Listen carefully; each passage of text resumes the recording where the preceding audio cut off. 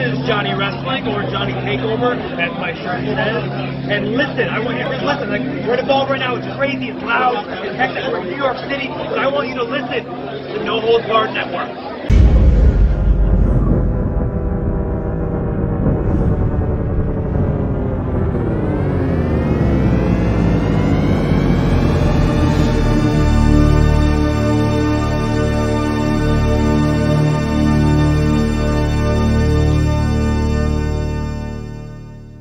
Enough is enough.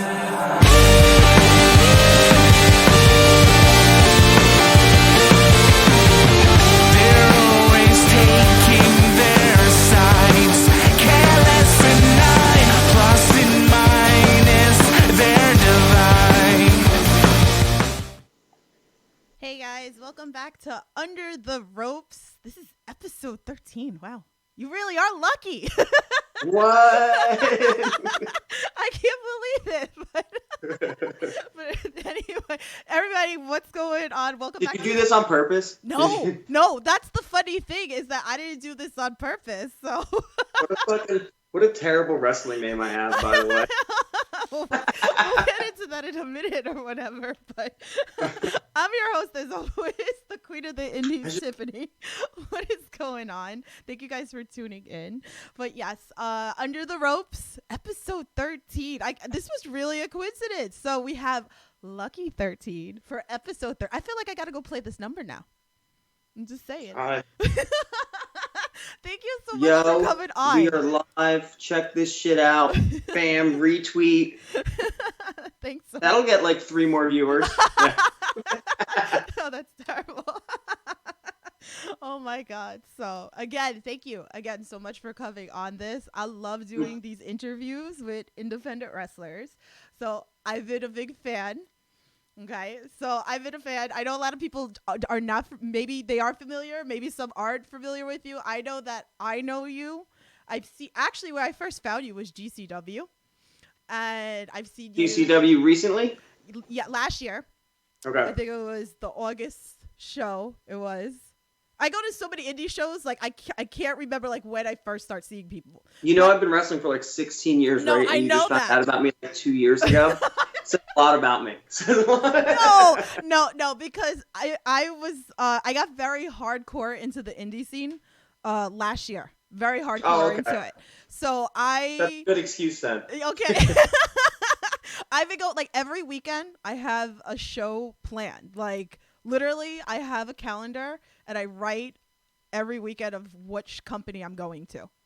So What you go to this weekend? You're spending Sunday night with me, so. I went to Warriors of Wrestling last night. Where was that? Long Island? Staten Island. Staten Island. Yes. So every weekend, like I'm going somewhere. But I have been. Now I'm going to interview you. What's your favorite company to go to? I'm stuck between ICW and GCW. Oh, well, they're kind of twins, but Yeah, I love it. I love it. So I actually went to my first physically went to my first GCW a couple weeks ago. I can't see your face. I can't feel your face. So that was great. It was exciting. I went because I had to see Alex Zane. I had him on the podcast.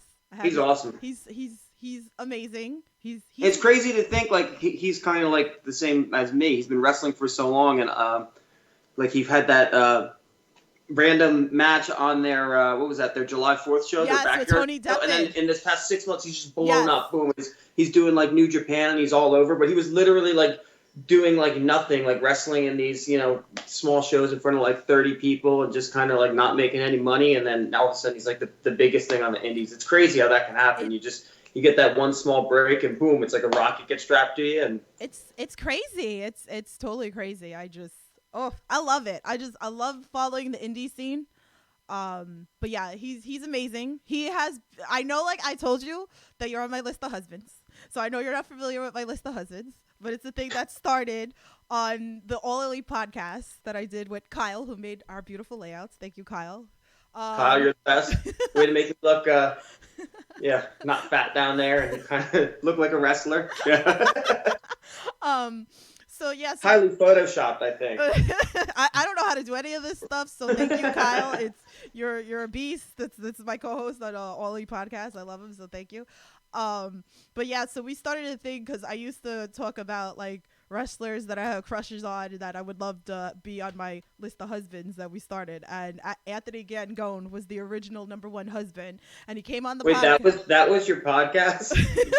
You talked about wrestlers you had crushes on. No, we would have a whole thing, and then that was like a little bit of like our only podcast. No. How long you could stretch that out? No, it was like a little. How many episodes? We do it a little snippet because the list always constantly changes. But if Gangone made it a thing, actually, it was his birthday yesterday, so happy belated birthday. Happy birthday, Gangone. So he was our first interview on Under the Ropes, and he didn't really know me for a hole in the wall, even though I was a fan for him for years. And Kyle threw me under the bus within 3 minutes of the podcast. He was like, so you're the first interview on Under the Ropes, and you're the first member of Tiffany's list of husbands. So it became a thing. So every episode of Under the Ropes that I do, I get thrown under the bus either by Kyle or the wrestler, or if they're not on my list of husbands, they try to get on the list of husbands. But you're already on the list. I'm honored to be on the list of husbands. You're on the list. So thank you. I'm trying to get all my lists on the podcast. So thank you. But anyway, so guys, there's a bunch of people in the chat. If you have questions, throw them into the chat. Yes, there is a chat. I don't know how to use a computer, guys. You can't tell. Oh my god! I feel like I'm like I'm like when I talk to like my dad. I'm trying to teach him how to use a cell phone. He's like, "What the fuck does this do? How do you close it?" I'm like staring at the computer. You're trying to explain to me like how to turn like the screen on before we started. Yeah. I'm like, "What's happening?" It's complicated. I was telling him, like, people don't realize what it takes to put into a podcast. It's a pain in the butt. So all you podcasters out there, I give you mad credit and respect. So, right. But, and then I give you credit because you put your body on the line all the time wrestling. So, and then you have crazy fans like me because I'm fangirling a little bit that you're on the podcast because I really appreciate it very much. So, again, I can't thank enough. So let's jump into this interview, okay? You ready for this? I guess so. I guess so. Well, this is going to be the worst interview you've ever done, by the way. No, it's already entertaining as hell. I'm enjoying it, and they're enjoying it in the chat as well. So don't even worry about it. So, all right, let's go into these questions. We have a bunch of fan tweets, and again, like I said, if you guys have questions, drop them in the chat, and I'll read them as we go. So, the first question: where did Lucky 13 come from? We were just talking about how terrible I thought my name was. So yeah, started out wrestling, doing backyard wrestling. And going back, I was saying, I don't know if you know this, but I was saying we'll probably come up talking about AEW because I backyard wrestled. Me and Orange Cassidy were best friends growing up. So we had a backyard wrestling federation. And my gimmick was I was a leprechaun. That carried like a pot of gold and shit down to the ring. So we went with Lucky, and that was it. And then when we decided to go to school and turn pro, we went to the Chikara Wrestle Factory, and then I kind of also decided I didn't want to just have like a Chikara gimmick and I'd do my own thing on the side. I'm very unoriginal, so I just stuck with the name Lucky, and I pretended like I was like an Irish wrestler, high flyer guy. I don't know. So did that for a few years and then took some time off, went into MMA for a while, and then got a call from Mike Burns, who was the head booker at CZW at the time, and he was like, hey, I know you've been at home, haven't been working. Do you want to come back and do this gimmick? It's going to start in January. It's going to run all the way to December, and it's going to culminate with you being in the main event at CZW's Cage of Death. And for me, for someone who wasn't working at the time anywhere, because like I said, I had taken a break from wrestling. So even to get back into wrestling, like I feel like I would have had to almost like start all over at that point. And then Burns, called me with this opportunity to wrestle for at the time, one of the most like prominent independent wrestling promotions in the country, and be in their main event on their biggest show of the year. Like literally, it was out of the blue. It was like Eddie Kingston and Devin Moore suggested, threw my name out there as a suggestion. He loved it. Oh So he was like, I want to bring you in. I want to turn you into, I know you just do high flying stuff. I want you to start doing death matches.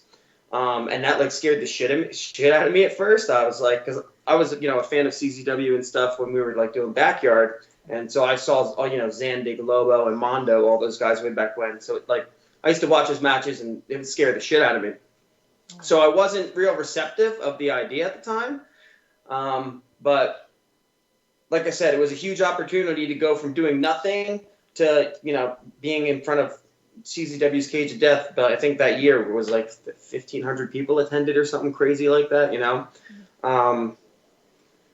So yeah, I was like, yeah, why not? I'll do it. It's a great opportunity. And he's like, cool. Here's the other thing. I don't want you to wrestle as Lucky. We're going to create a new character for you. What we're going to do, you're going to be in this faction with Brain Damage, J.C. Bailey, Billy Graham, and Drake Younger actually eventually joined us too. And you guys are going to be called Cult Fiction, and you're going to be like 13 was the name. And they spelled it like THURTEEN, like cool. T13. So I used that name for like a year or two, and then Brain Damage and JC Bailey both unfortunately like passed away, and that like faction died out, and Billy left CZW, and I was kind of like the only one left there. And they still wanted to use me, but I like kind of wanted to drop like the 13 moniker, so I just kind of combined both of them. And I thought like the idea would be cool to have like a gimmick, like, oh, what is Lucky 13? Like if I came back and did something like maybe like I'm an assassin, like I dressed up like in a suit or something, like the Hitman video games or something. But then literally low key started doing it like the next day, and I was like, son of a bitch. So he stole my idea. I'm like, oh fuck it, I guess that's just my name now. So that's how like the Lucky 13 came. It was like it's a combination of like two names put together. I don't really know what it is or what it means. Maybe one day I'll actually come up with like a gimmick that's a gimmick and it'll take off. But yeah, that's where the name came from. I love it. I like it.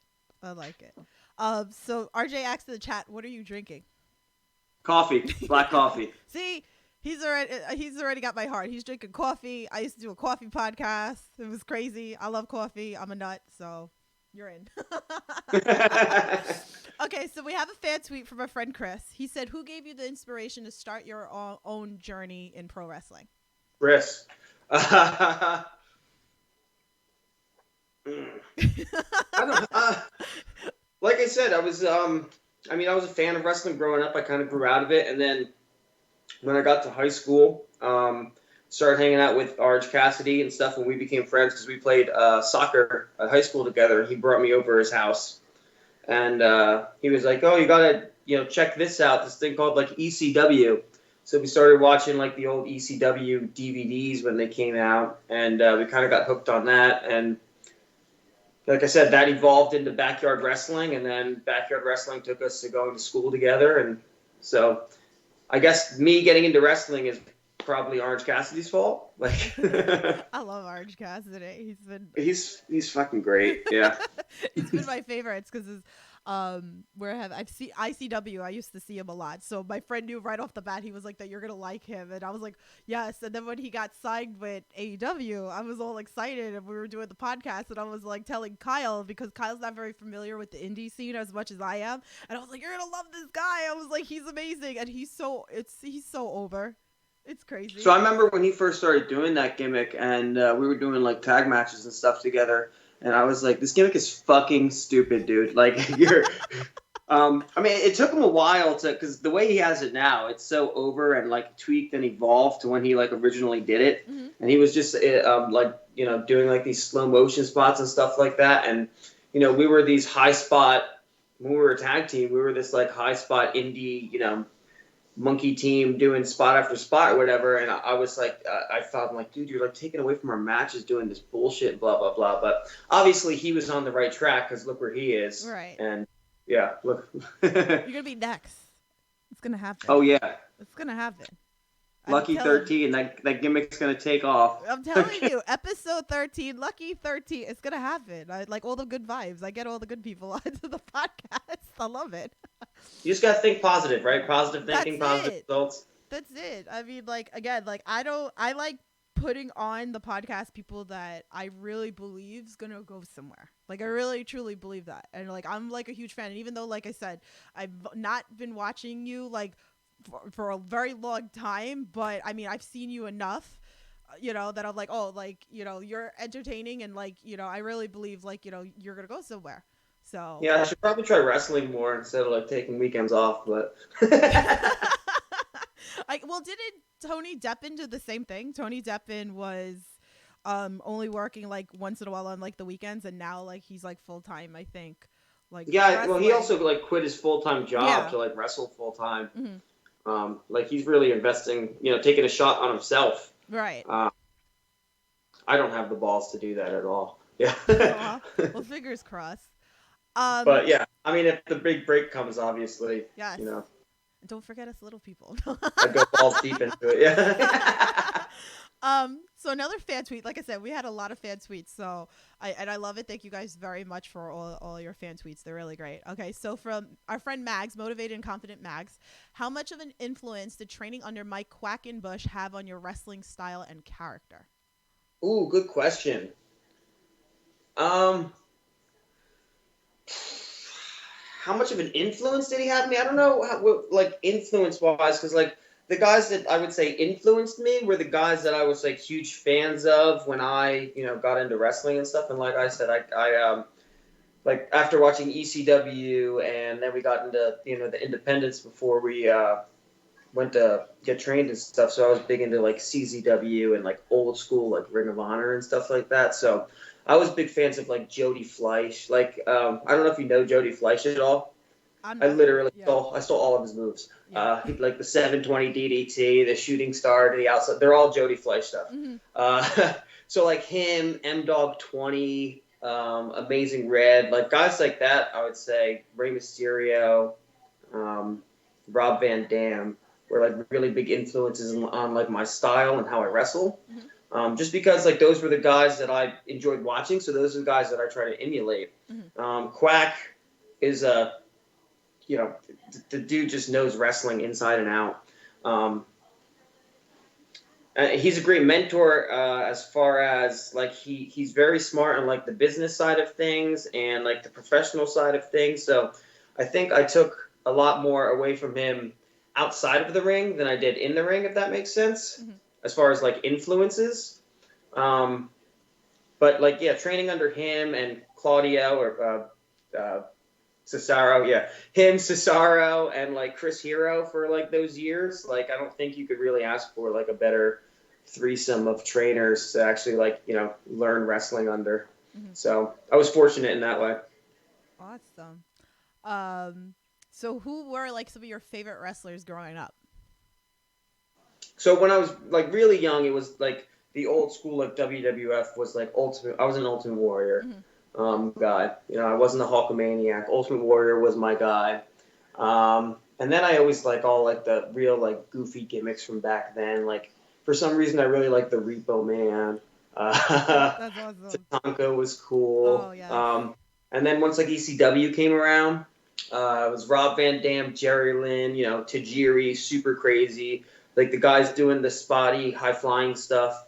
And then, we started backyard wrestling, like I said. So back then they had the DVDs you could order off the TV, the best of backyard wrestling. Mm-hmm. I don't know if you remember those. Oh, yeah, definitely. Yeah, so we got those, and that's how we got introduced to M-Dog 20 and Josh Prohibition, because they were like the main focus of like that first best of backyard video, which if you can get your hands on, you should definitely like go check out. Oh, and Luke Hadley was on there. Oh. Which you probably don't know who Luke Hadley is, but he actually flew me out one time to Wisconsin to film like a DVD for me because he does like his own DVD production and stuff. But I forgot the question now. I was just like some of your just favorite wrestlers, anybody just growing up. So it was M-Dog 20 and like Josh Prohibition then, and like I said, then we got into Independence and it was like Jody Fleisch. Mm-hmm. CM Punk, I like Paul London. Mm-hmm. Who else was back then? AJ Styles was like early Ring of Honor back then. Amazing Red, the SATs. a lot of great wrestling back then. Yeah, there was. Yeah. I know. Like, that's Very how I fortunate to started. come up in that time. Yeah, I mean, that's how I started. Like, when I was young, I was watching with my dad. So I was a WWF girl. So, and then, like, I stopped watching wrestling for a long time, and then I got back into a couple of years ago. But I think a lot of my friends got me, like I said, into the independent scene. Because I've had friends that like referee, and then I just had other friends that were very like my best friend, like he is a big indie, like he knows everything, like he's an encyclopedia. If there's something I don't know, like I go to him because he watches stuff on the West Coast. He watches all over the place, so he'll know. He'll like come over, Tiffany. He's like, we're gonna watch this, and I'm like, all right, whatever. Like That's literally how I used to be. Like when I was a fan, also like I would. And at that time, like the internet, social media, and everything wasn't as Right. evolved as it is now, or I don't even remember if it existed. So you're getting all your information through like surfing, like message boards and stuff like that. Right. Like there was CZW Fans was a big board at the time to follow. There was the Death Valley Driver Video Review. The Declaration of Independence.net was a website that had a board, but that was like a toxic board. That was really like Northeast. There was I don't even remember them all, but that's like basically how you got like your wrestling information back then, was from like wrestling like message boards. Yeah. And communicated, and you would see like music videos that guys would create of their favorite guy, and that's how like you discover guys, as opposed to today, like it's just like a retweet of like a GIF and it goes viral. And I love taking videos when I come to all the shows, and like I post them and then I tag the wrestlers but what I've noticed also is like even being a podcaster and then people being interested in indie wrestling, and they know like I'm very big into it. Like I have a friend in Vegas, and then she's like, I love the fact that you're so much into the independent scene, and I'll take videos, and she's like, it's so interesting to see all the shows that you go to and like who you put out there. And you don't know, like somebody could get picked up and signed somewhere. And that's why I always say you have to support the indie scene, because you guys will start there. Yeah, I think it's just sometimes, the right person sees the one thing or the right thing that you do sometimes. And Mike Quackenbush actually going back to Quack, has a really good YouTube video if you get a chance. And I can't remember what the name of it is, but his whole thing is the whole premise of the video is don't wait for your moment, like your one moment in the sun to like show your stuff and like do the best that you can, because you never know who's watching. Right. Like it talks about how he would always, his one goal was to wrestle, I forget if it was like Kirikin Hall or Tokyo Dome or something.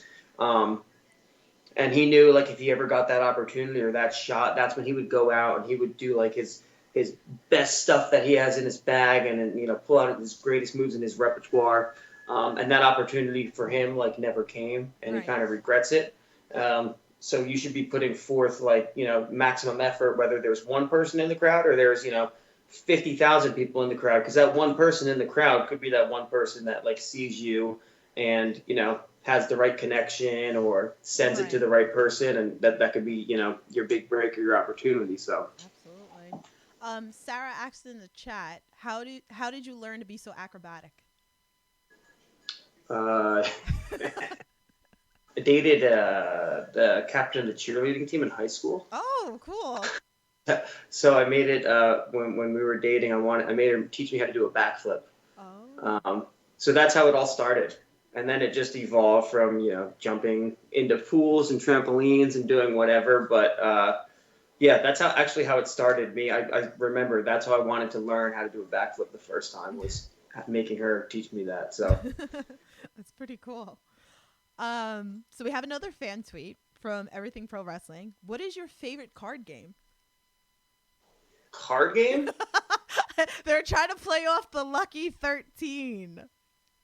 I don't really play like they talk like Yu-Gi-Oh and Pokemon and stuff like that. Or maybe because I don't really play any games like that. Maybe poker, rummy, like things like that.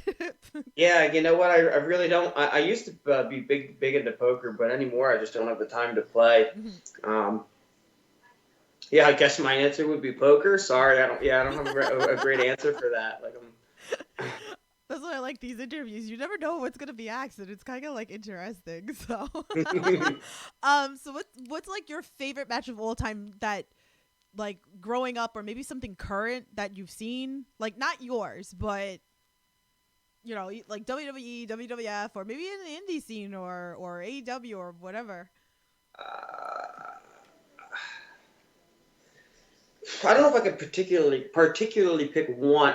No, you know what? Let's go back. That M-Dog 20 versus Josh Prohibition match on the Best of Backyard Wrestling. If you go back and watch it, like the match itself doesn't hold up because like they had no concept of like psychology or anything like that, but just the stuff that they were doing at the time and attempting to do was so crazy.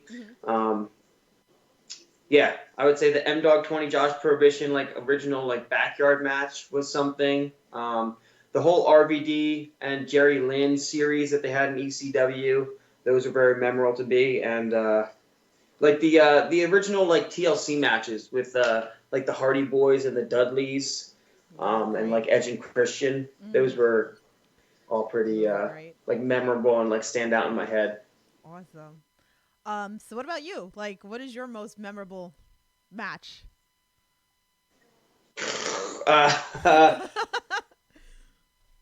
Most memorable match, huh? Or is there too many? It was cool when I won. I got the opportunity. I won the CZW Cage of Death, but I have like things that I remember or that stick out. Mm-hmm.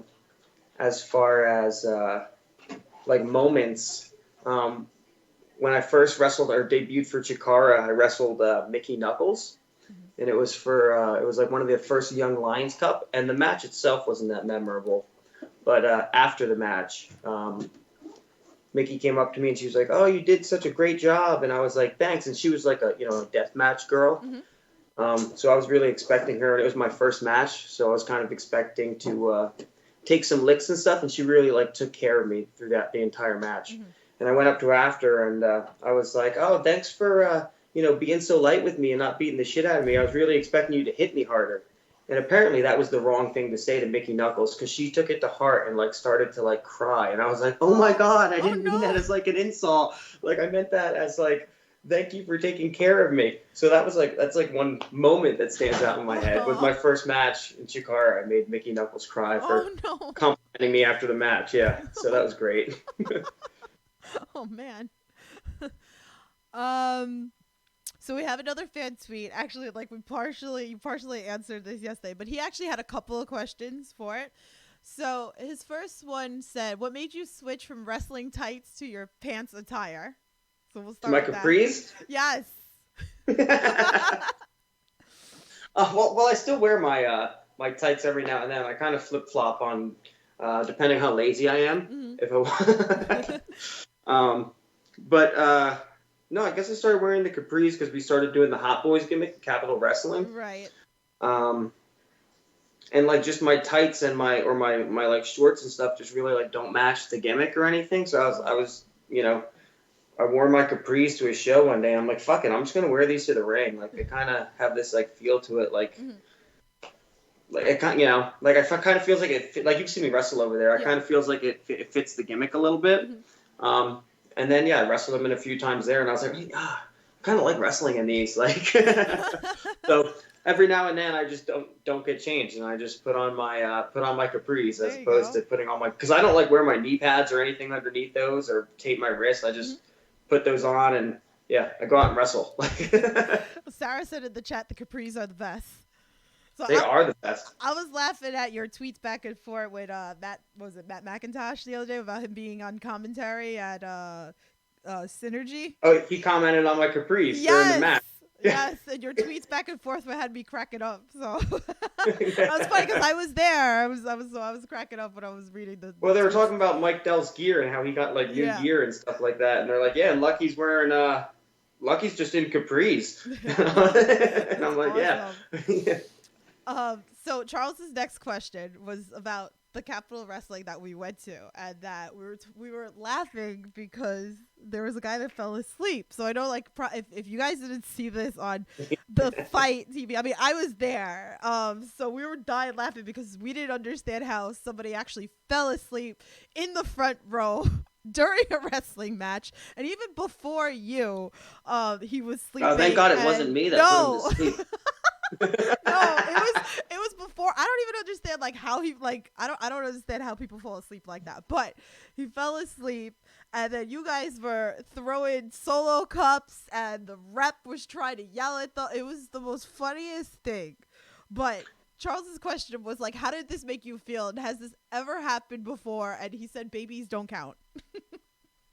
Well, we were out there for I don't know if Eric was, but I was out there for the first match when Casey wrestled Gangone. Yes, you blocked the guy was my out view. there. Guy was out there yelling at me and running his mouth, and I got like close to him because he was front row and I was by the barricade. Yes, and he definitely smelled like he had like 1 or 2 drinks, so I think that may have been the reason why he may have been sleeping. As I don't think he was bored by the show. I think he just might have passed out from alcohol intake. So when I came out and I saw it, I was like, man, this guy's fucked up. But, I guess you spend your money, you could do whatever you want at a show. I was screaming at you because you kept blocking my view for Anthony Gangone. Because I was front row too with Charles and a whole bunch of people. It was pretty funny. Number 1 on the list of husbands, and I ruined it for you. I was like, what is going on here? I was like, so his last question was, if you could have one past, one present, and one future dream match, what would it be and why? Past, Hayabusa. That was easy. Exploding cage match, by the way. Ooh. Yeah, me and Hayabusa, FMW ring, exploding cage match. I guess I'd put Hayabusa over. Current. Who would my current be? Probably Pac. I mean, we've wrestled in like a 4-way before, but never one-on-one. Mm-hmm. I think that'd be fun. Future? How do you even answer that? I know, that's weird. I don't know any wrestlers. Come on, Charles. I don't know, but no, that was good. So who has been some of your favorite to work with? And who would you love to work with? Like, tag team, anything, like... Well, obviously, I love working with Danny Havoc. Mm-hmm. We're like, best friends out of the ring. Same thing with Orange Cassidy. We had really good chemistry and everything when we were a tag team. Wrestling-wise, who do I like wrestling against?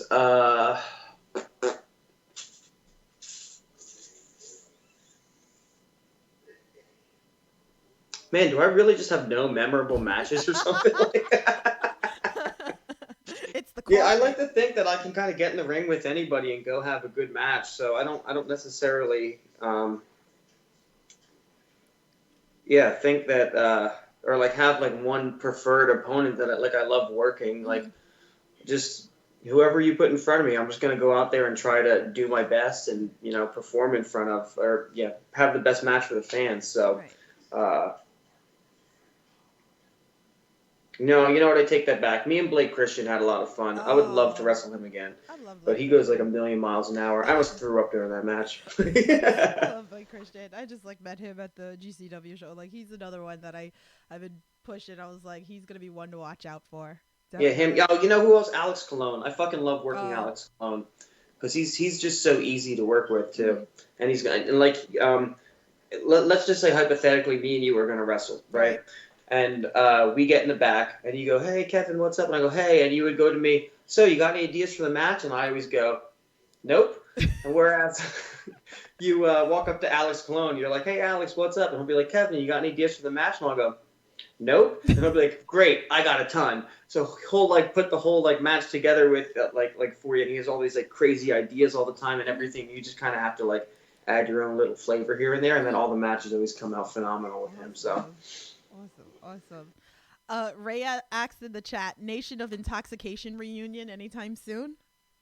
Well, Grant's over in Japan right now wrestling, so maybe. I mean, I would love to, get back there and do it, at least one more time. But I don't know if he really has any interest once he gets back to wrestle. Mm-hmm. I think it was they just asked him hey, you want to go to Japan and wrestle? And he was like, I'll come out of retirement to go to Japan for 2 weeks. But he'd be the tough one to lure out of, re-retirement again.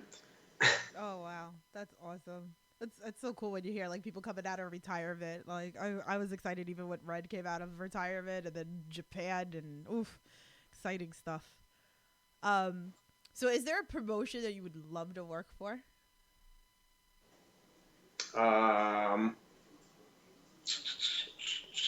Yeah, Pro Wrestling Guerrilla is one that's always been on like my bucket list that I've like never had a shot. Like I've done like back when I was more active, before you said you just saw me like 2 years ago for the first time, whatever. I did like kind of retire for like 2 years and then just came back. But before that, I was doing AIW out in Cleveland, which is like probably the prominent like Midwest promotion besides AAW.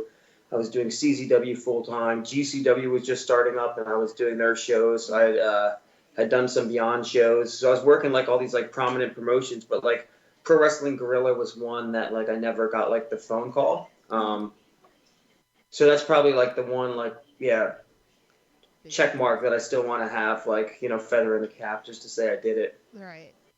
Awesome. Another fan tweet from our boy Conrad. He said, "What is your favorite cheat meal?" Tacos. Oh, another taco, man. Oh boy, man. When Alex love came on, tacos. man, when Alex came on, we kept talking about food, man. That's the entire podcast. All we kept doing was talking about tacos and Taco Bell. So, are you like a Taco Bell man? Are you like a homemade kind of taco person? I may have had some Taco Bell like 2 hours ago. But no, where I live, there's like so many little, because I live like in a small city, but there's so many good like little like taco shops and little like Mexican places that you can like go get good tacos like any time of the day or night. So yeah, I love tacos. I hate tacos. Yes. Sarah asked in the chat, how many tacos can you eat in a sitting?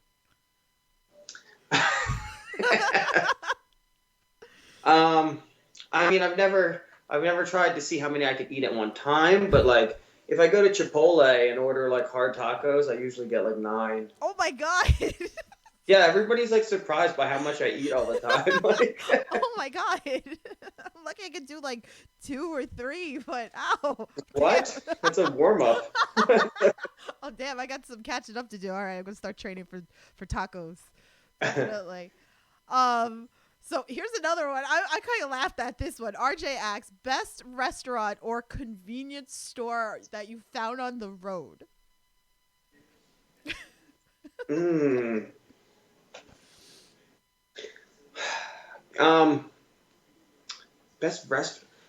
Not best restaurant or convenience store, but for the first time when we were in Nashville with Capital Wrestling, was that a few months ago? We went to an IHOP after the show. It was like 1 or 2 in the morning. Right. And I had, what the fuck was it for the first time? It's a pie. Okay. What's a southern dessert pie? The name's escaping me at the moment.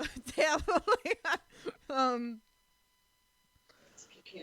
Pecan pie. Christine got it. My fiance just got it.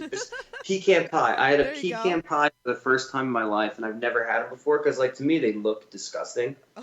And our waitress or whatever was like the sweetest little like grandma lady, and she's like, "You gotta have some of my pecan pie." And I'm like, all right, like, I'm not going to say no to you. And I took a bite, and I'm like, oh, my God, like, this is what I've been missing my entire life. Like, it was, like, life-changing that I've waited 35 years to have a piece of pecan pie, and it blew my mind. So not necessarily a restaurant, but I'm going to try to get pecan pie every time I see it at IHOP now. Oh, that's pretty cool, though. That's awesome. So our friend Datila asks us, what do you do when you're not wrestling? I go to the gym a lot. Like, I work at a gym. When I'm not at the gym, I go to the gym.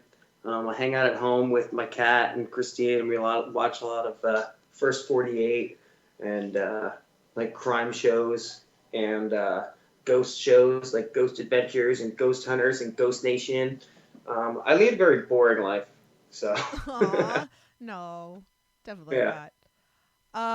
So this is one of my favorite questions that I ask every wrestler because everybody's always got an entertaining story to tell. What's been the craziest thing a fan's done to get your attention? I don't know if I have a crazy story for Really? this. Craziest thing a fan's done to get my attention. Yeah. Like, I've gone to shows, like, I went to Warriors of Wrestling yesterday, and I saw a fan, and I felt, to be honest with you, I felt a little embarrassed for her, because the way that she was reacting to people that she didn't like, she was cursing, like, even the wrestlers were getting up in her face, screaming back and forth, like, she was giving them, like, she really, it felt like she truly believed, like, wrestling was real. Maybe she does. Right, like, It's good to go get lost for a few hours, yeah, you know what I mean? but like it was really like, I'm like, oh my god, like, you know, it's funny, like, I'll sit, you know, and I'll do the list the husband's bid or whatever, and like get the fan and things like that, and I cheer on my people, but this was a whole other level of what I saw. It was really bad. So I mean, we've had wrestlers come on, we had a referee come on and tell us how a pizza got thrown at him in the ring. Well, I've never had anything like Nothing? thrown at me or death threats or anything like that. I think I'm just like too nice of a person. Aw. Like, even if I try to be mean. Yeah, like it doesn't come off sincere. Like they know you're not really like a big dickhead, even though you're trying. Okay, I guess I gotta like come up with something the next time that I come see you. I'll think of something. I'm gonna come with my friend April. She's in the chat right now, so we're gonna come up with something, something funny, so you have a story on another April. podcast. So we have another fan question from Brandon. He wants oh no, we did this already. What is your favorite cheat meal? So we did that one. There was a double Tacos. Tacos. So if you guys have any more questions, drop them in the chat, because I really only have like one last question. So if you guys have any more before like we wrap up, let me know. So one thing that I always like ask all the wrestlers is to like any inspiring like amateur wrestlers out there, because I see it on Twitter all the time, like asking for advice. What advice would you give that person? Don't ever give up on your dream. Like sometimes wrestling can be really toxic, especially with like social media and everything, and it can also be very like, you know, when I see like Orange Cassidy get signed, and I'm just sitting here and I'm like, God damn it, like when's my opportunity or whatever. But just don't give up, and you know, keep working hard at it, and one day, like, you know, hopefully your break will come. Blech. Tongue tie. So we have actually two like more questions in the chat. So April wants to know, what's your top 5 favorite movies? Number 1, Step Brothers, hands down. That's a great movie. Number 2, the Ali G movie, even though it's terrible. Number 3 would be Talladega Nights. Number 4 would be Elf. And number 5 would be a tie for all the other Will Ferrell movies. I'm a big fan of Will Ferrell. Yeah. He's awesome. He's funny. What a great movies. She's happy in the chat. She's saying yes. I really like comedies. Comedies and horrors, pretty much like all I watch. So awesome. I love it. And like horrors, like we'll like throw on Netflix on like and then just watch like 12 hours of like every horror movie that gets recommended. So it could be terrible or like good, and like we've probably seen it. We've probably seen like every single thing on Netflix under the horror. Mm-hmm. But yeah. Cool. And Everything Pro Wrestling says, favorite title design in wrestling. I don't know. I never have any, so I never get to see them. Oh no! No. Aw. Well, there's gotta be like one like you like love. I don't know. I'm not a belt guy. Like I don't know what any of them look like. Like I don't. No, I take that back. You know what was the coolest one? Was the old school hardcore, like WWF hardcore title, like when Mick Foley had it and had like the tape on it and stuff. Like that one was pretty cool and creative. Like that would probably be my favorite. That's awesome. So, you know, if there's like any final questions, drop them in the chat. So let's talk about what you're working at next. You're going to be at Capital Wrestling. So give us more. Let us know. I'll be at Capital Wrestling. That's it. I'm going to be at Capital Wrestling. Way to sell that match. Well, I was gonna let you do it. That's why I'm like, go for it. Like, tell everybody. Like, yeah, what are we? February 22nd, we're doing a doors match with the Rep. It's like the blow off to like our feud that we're doing at Capital Wrestling. So that's like my next upcoming match, and then like March. I know March gets super busy. Like kind of slow here in January, February. We got like Synergy Wrestling with Colin West. I don't know if our match is announced yet, but I'm wrestling with Tony Deppin and a few other guys there in like a 4-way. At H2O, Matt Tremont's company, wrestling Steve Sanders, Danny Gallagher, and Frankie Picard in a 4-way match. That should be awesome, just because all three of those guys are like little balls of energy, so they can sit there and do everything, and I don't have to do much. So, hooray. No.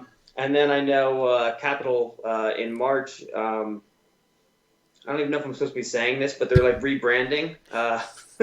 So they it never happened. No, I don't know. It never happened.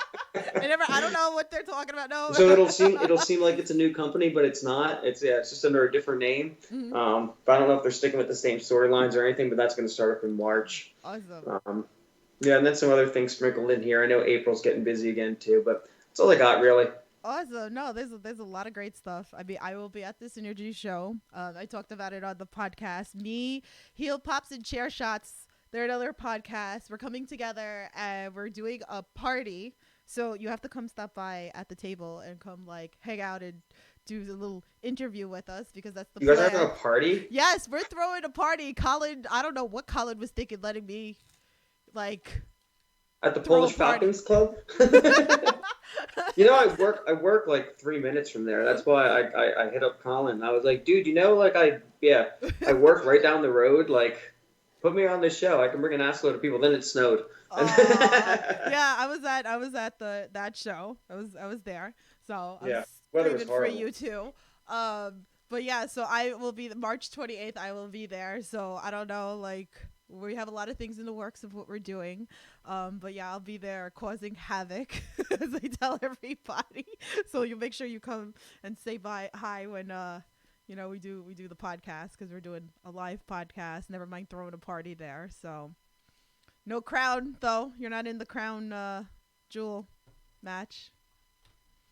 No, I'm not. Colin! I'm going to kick your booty. What is going on here? I don't know. So they're talking about that. We need to make a poster saying hashtag give Lucky13 a chance. So we're going to do that.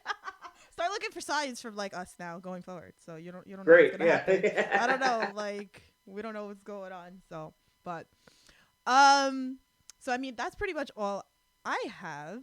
And I don't think there's any more questions in the chat. I put down. I put all your links below, but tell everybody where they can find you though on social media. Yeah, let's see. You can find me on Instagram at what the hell's my Instagram name? I don't even, see, this is why I'm bad at like promoting myself like as a wrestler and stuff because most people's stuff is like Instagram / Orange Cassie, and like none of my stuff's like that. It's all like just obscure names. Like my Instagram name is Bigwig NJ. Yeah. Which is just a name of like a band that I used to like growing up. So sometimes I get tagged like as the band for like flyers and stuff like that. Right. But yeah, it has nothing to do with me wrestling at all. So, but it's at Bigwig NJ at Instagram and at Neo Shooter on Twitter. And I don't know what that means. Like, it was supposed to be a play on Genki Sudo, who was my favorite MMA fighter. He was the Neo Samurai. I thought that was like a cool nickname. So I made Neo Shooter because Shooter's like wrestling related, and it literally makes no sense. Like I should just be like at Lucky13, but unfortunately like that handle's taken. Right. At Lucky13 Pro Wrestling. Like I just wasted my entire tweet like trying to get my SO. It's too long, so I just stick with at Neo Shooter, and if someone wants to find me, it's not hard to. Yeah, I'm just not. Yeah. You guys could really just like search Lucky 13. You're gonna find it. It's gonna be that easy. So Yeah, I'm the one with a picture that looks like a wrestler. Oh my god, it's too funny. So, but really, thank you so much for doing this podcast with us. I mean, I hope all you guys enjoyed. I hope you enjoyed. It was fun. So we got to know about tacos and we have to give you a good story about getting your attention at one of the shows. So watch out for Well, me. maybe one of the shows it'll happen, and I'll have a good story to tell next time. Yes. So you're definitely welcome to come back anytime you want. Like, yeah, I was wrestling, and this girl just had this sign. She's going fucking nuts. I said, give a chance, and she was like fucking waving it around. No. I'm gonna make a sign like, and it's gonna be full of glitter, and it's gonna say list the husbands, and then we're gonna put like the 13 in glitter or something like that. And we'll get you to take a picture with it, or maybe we'll do it at the Synergy show. So looking forward to that. So again, thanks so much. I'm looking forward to your future shows and where you're gonna go. So we'll definitely be in touch, definitely. So, but thank you guys. I hope you all enjoyed Under the Ropes, episode 13. See, gotta play the number. Gonna do 13. that. Lucky 13. Thank you so much again. So. Guys, we'll be back. All Elite Podcast will be back this week. Look out for Indy Talks is coming as well, and so much more coming to the network, guys. You guys have a good one.